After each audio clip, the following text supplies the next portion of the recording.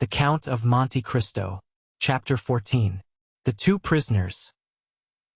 A year after Louis XVIII's restoration, a visit was made by the Inspector General of Prisons. Dantes in his cell heard the noise of preparation. Sounds that at the depth where he lay would have been inaudible to any but the ear of a prisoner, who could hear the splash of the drop of water that every hour fell from the roof of his dungeon. He guessed something uncommon was passing among the living, but he had so long ceased to have any intercourse with the world, that he looked upon himself as dead. The inspector visited, one after another, the cells and dungeons of several of the prisoners, whose good behavior or stupidity recommended them to the clemency of the government. He inquired how they were fed, and if they had any request to make. The universal response was that the fare was detestable, and that they wanted to be set free. The inspector asked if they had anything else to ask for. They shook their heads. What could they desire beyond their liberty? The inspector turned smilingly to the governor. I do not know what reason government can assign for these useless visits. When you see one prisoner, you see all, always the same thing, ill-fed and innocent. Are there any others? Yes. The dangerous and mad prisoners are in the dungeons. Let us visit them, said the inspector with an air of fatigue. We must play the farce to the end. Let us see the dungeons. Let us first send for 2 soldiers, said the governor. The prisoners sometimes, through mere uneasiness of life, and in order to be sentenced to death, commit acts of useless violence, and you might fall a victim. Take all needful precautions, replied the inspector. 2 soldiers were accordingly sent for, and the inspector descended a stairway, so foul, so humid, so dark, as to be loathsome to sight, smell, and respiration. Oh, cried the inspector, who can live here? A most dangerous conspirator, a man we are ordered to keep the most strict watch over, as he is daring and resolute. He is alone? Certainly. How long has he been there? Nearly a year. Was he placed here when he first arrived? No. Not until he attempted to kill the turnkey who took his food to him. To kill the turnkey? Yes, the very one who is lighting us. Is it not true, Antoine? Asked the governor. True enough, he wanted to kill me, returned the turnkey. He must be mad, said the inspector. He is worse than that. He is a devil, returned the turnkey. Shall I complain of him? Demanded the inspector. Oh no, it is useless. Besides, he is almost mad now, and in another year he will be quite so. So much the better for him. He will suffer less, said the inspector. He was, as this remark shows, a man full of philanthropy, and in every way fit for his office. You are right, sir, replied the governor. And this remark proves that you have deeply considered the subject. Now we have in a dungeon about 20 feet distant, and to which you descend by another stair, an old abbé, formerly leader of a party in Italy, who has been here since 1811, and in 1813 he went mad, and the change is astonishing. He used to weep, he now laughs, he grew thin, he now grows fat. You had better see him, for his madness is amusing. I will see them both, returned the inspector. I must conscientiously perform my duty. This was the inspector's first visit. He wished to display his authority. Let us visit this one first, added he. By all means, replied the governor, and he signed to the turnkey to open the door. At the sound of the key turning in the lock, and the creaking of the hinges, Dantes, who was crouched in a corner of the dungeon, whence he could see the ray of light that came through a narrow iron grating above, raised his head. Seeing a stranger, escorted by 2 turnkeys holding torches and accompanied by 2 soldiers, and to whom the governor spoke bareheaded, Dantes, who guessed the truth, and that the moment to address himself to the superior authorities was come, sprang forward with clasped hands. The soldiers interposed their bayonets, for they thought that he was about to attack the inspector, and the latter recoiled 2 or 3 steps. Dantes saw that he was looked upon as dangerous. Then, infusing all the humility he possessed into his eyes and voice, he addressed the inspector, and sought to inspire him with pity. The inspector listened attentively, then, turning to the governor, observed, He will become religious. He is already more gentle. He is afraid and retreated before the bayonets. Madmen are not afraid of anything, I made some curious observations on this at Charenton. Then, turning to the prisoner, "What is it you want?" said he. "I want to know what crime I have committed to be tried, and if I am guilty to be shot, if innocent to be set at liberty." "Are you well fed?" said the inspector. "I believe so. I don't know. It's of no consequence. What matters really, not only to me, but to officers of justice and the king, is that an innocent man should languish in prison, the victim of an infamous denunciation, to die here cursing his executioners." "You are very humble today," remarked the governor. "You are not so always, the other day, for instance, when you tried to kill the turnkey." "It is true, sir, and I beg his pardon, for he has always been very good to me, but I was mad." "And you are not so any longer?" "No, captivity has subdued me. I have been here so long." "So long? When were you arrested, then?" asked the inspector. "The 28th of February, 1815, at 2:30 in the afternoon. Today is the 30th of July, 1816. Why, it is but 17 months. "Only 17 months," replied Dantes. "Oh, you do not know what is 17 months in prison." 17 ages rather, especially to a man who, like me, had arrived at the summit of his ambition, to a man who, like me, was on the point of marrying a woman he adored, who saw an honorable career opened before him, and who loses all in an instant, who sees his prospects destroyed, and is ignorant of the fate of his affianced wife, and whether his aged father be still living. 17 months' captivity to a sailor accustomed to the boundless ocean is a worse punishment than human crime ever merited. Have pity on me, then, and ask for me not intelligence, but a trial. Not pardon, but a verdict. A trial, sir. I ask only for a trial. That surely cannot be denied to one who is accused." "We shall see," said the inspector. Then, turning to the governor, "On my word, the poor devil touches me. You must show me the proofs against him." "Certainly, but you will find terrible charges." "Monsieur," continued Dantes, "I know it is not in your power to release me, but you can plead for me, you can have me tried, and that is all I ask. Let me know my crime, and the reason why I was condemned. Uncertainty is worse than all." "Go on with the lights," said the inspector. "Monsieur," cried Dantes, "I can tell by your voice you are touched with pity. Tell me at least to hope." "I cannot tell you that," replied the inspector. "I can only promise to examine into your case." "Oh, I am free. Then I am saved." "Who arrested you?" "M. Villefort. See him, and hear what he says. M. Villefort is no longer at Marseilles. He is now at Toulouse." "I am no longer surprised at my detention," murmured Dantes, "since my only protector is removed. Had M. de Villefort any cause of personal dislike to you?" "None. On the contrary, he was very kind to me." "I can, then, rely on the notes he has left concerning you?" "Entirely." "That is well. Wait patiently, then." Dantes fell on his knees and prayed earnestly. The door closed, but this time a fresh inmate was left with Dantes' hope. "Will you see the register at once?" asked the governor, "or proceed to the other cell?" "Let us visit them all," said the inspector. "If I once went up those stairs, I should never have the courage to come down again.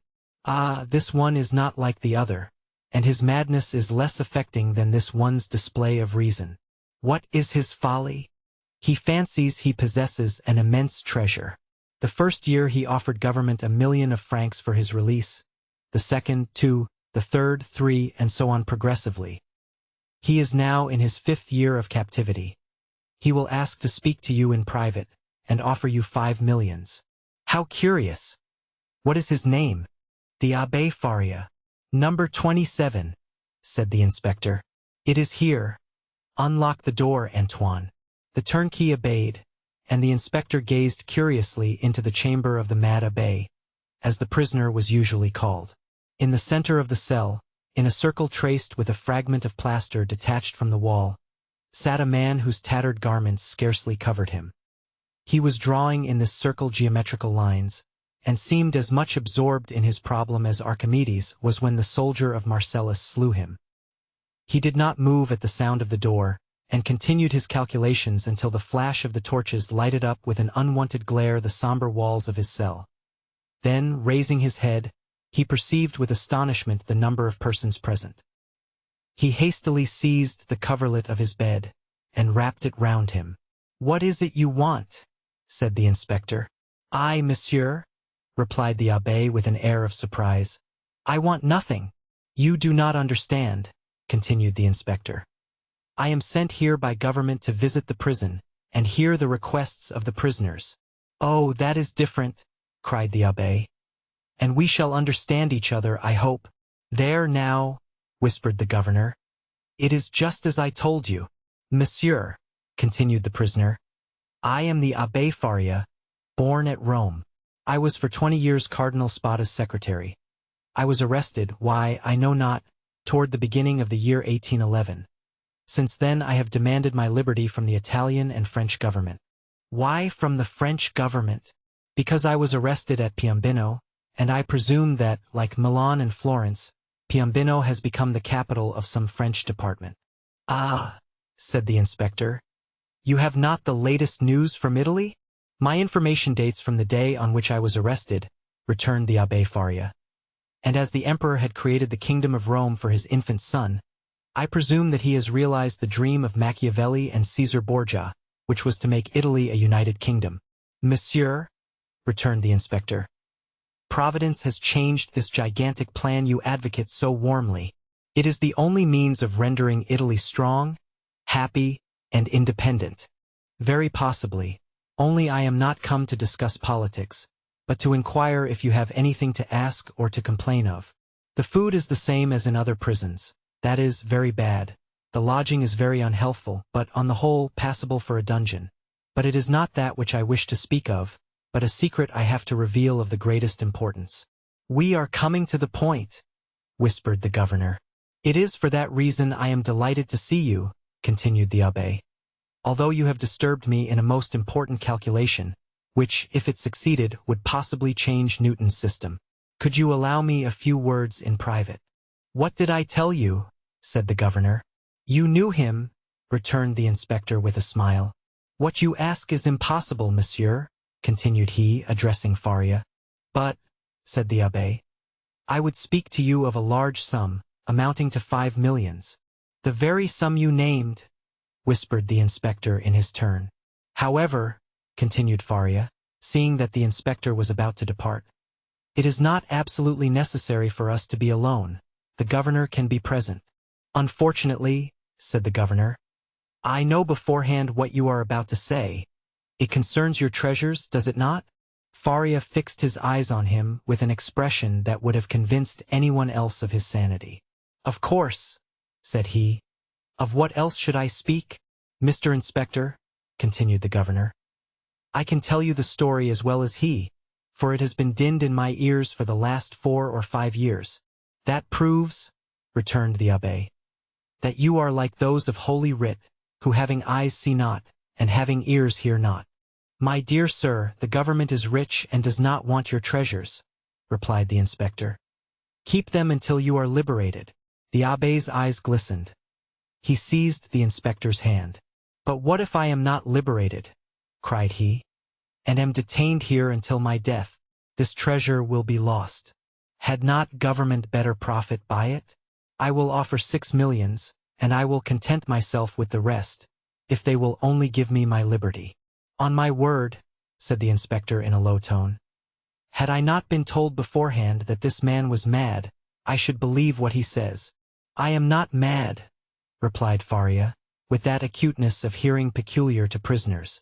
"The treasure I speak of really exists, and I offer to sign an agreement with you, in which I promise to lead you to the spot where you shall dig. And if I deceive you, bring me here again. I ask no more." The governor laughed. "Is the spot far from here?" 100 leagues. "It is not ill-planned," said the governor. "If all the prisoners took it into their heads to travel 100 leagues, and their guardians consented to accompany them, they would have a capital chance of escaping." "The scheme is well known," said the inspector, "and the abbé's plan has not even the merit of originality." Then turning to Faria, "I inquired if you are well fed?" said he. "Swear to me," replied Faria, "to free me if what I tell you prove true, and I will stay here while you go to the spot." "Are you well fed?" repeated the inspector. "Monsieur, you run no risk, for, as I told you, I will stay here, so there is no chance of my escaping." "You do not reply to my question," replied the inspector impatiently. "Nor you to mine," cried the abbé. "You will not accept my gold. I will keep it for myself. You refuse me my liberty. God will give it me." And the abbé, casting away his coverlet, resumed his place and continued his calculations. "What is he doing there?" said the inspector. "Counting his treasures," replied the governor. Faria replied to this sarcasm with a glance of profound contempt. They went out. The turnkey closed the door behind them. "He was wealthy once, perhaps?" said the inspector. "Or dreamed he was, and awoke mad." "After all," said the inspector, "if he had been rich, he would not have been here." So the matter ended for the Abbé Faria. He remained in his cell, and this visit only increased the belief in his insanity. Caligula or Nero, those treasure-seekers, those desirers of the impossible, would have accorded to the poor wretch, in exchange for his wealth, the liberty he so earnestly prayed for. But the kings of modern times, restrained by the limits of mere probability, have neither courage nor desire. They fear the ear that hears their orders, and the eye that scrutinizes their actions. Formerly they believed themselves sprung from Jupiter, and shielded by their birth. But nowadays they are not inviolable. It has always been against the policy of despotic governments to suffer the victims of their persecutions to reappear. As the Inquisition rarely allowed its victims to be seen with their limbs distorted and their flesh lacerated by torture, so madness is always concealed in its cell, from whence, should it depart, it is conveyed to some gloomy hospital, where the doctor has no thought for man or mind in the mutilated being the jailer delivers to him. The very madness of the Abbé Faria, gone mad in prison, condemned him to perpetual captivity. The inspector kept his word with Dantes. He examined the register, and found the following note concerning him. Edmond Dantes, violent Bonapartist, took an active part in the return from Elba. The greatest watchfulness and care to be exercised. This note was in a different hand from the rest, which showed that it had been added since his confinement. The inspector could not contend against this accusation. He simply wrote, "Nothing to be done." This visit had infused new vigor into Dantes. He had, till then, forgotten the date. But now, with a fragment of plaster, he wrote the date, July 30th, 1816, and made a mark every day, in order not to lose his reckoning again. Days and weeks passed away, then months. Dantes still waited. He at first expected to be freed in a fortnight. This fortnight expired. He decided that the inspector would do nothing until his return to Paris, and that he would not reach there until his circuit was finished. He therefore fixed 3 months. 3 months passed away, then 6 more. Finally 10 months and a half had gone by and no favorable change had taken place, and Dantes began to fancy the inspector's visit but a dream, an illusion of the brain. At the expiration of a year the governor was transferred. He had obtained charge of the fortress at Ham. He took with him several of his subordinates, and amongst them Dantes' jailer. A new governor arrived. It would have been too tedious to acquire the names of the prisoners. He learned their numbers instead. This horrible place contained 50 cells. Their inhabitants were designated by the numbers of their cell, and the unhappy young man was no longer called Edmond Dantes. He was now number 34.